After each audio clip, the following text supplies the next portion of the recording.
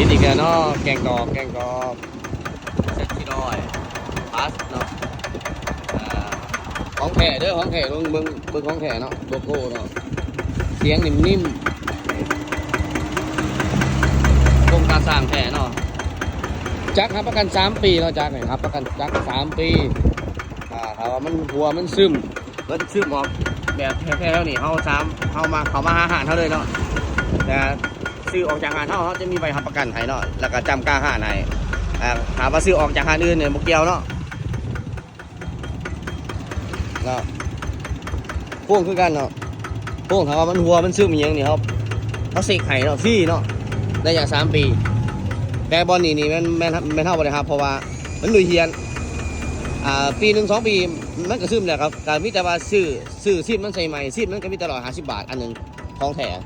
ใส่แต่เป็นพวกทั้งในเนาะทางในนี่เป็นพวกแถวฟอแถวเฟื่องดีทั้งในนี่ถามว่ามันตั้งมันแตกมันนอกมันรังโซเสียนี่มันเขาเปลี่ยนไหเนาะแปลงไหเนาะเบิ้งไห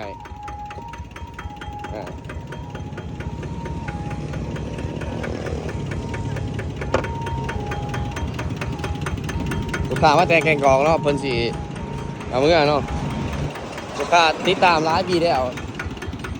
บอกว่าจ้าเด้อเอื่อยเพราะว่าของแท้แบบนี้จะได้เงินใส่ไปก่อนเนาะเจ้าไหนเขาเอาเปลี่ยนตีนของแท้ใส่ให้เราเนาะไม่เบิ่งแต่มอกเขางามบอกเขาคุณภาพดีเนาะมอกเขานี่สุดยอดเลย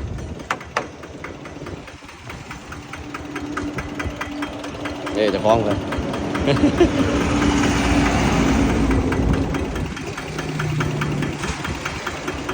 ไอ้เวลาอ่านจะเขาเรียกไอ้พอตัวนึงขึ้นไลน์เอาไปซ้ำอีกเขาเรียกได้เพราะว่าเขา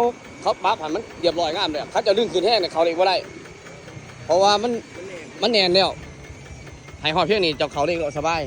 แมนยู่แล้วซ้ำนี่ยู่แล้วลดลงไป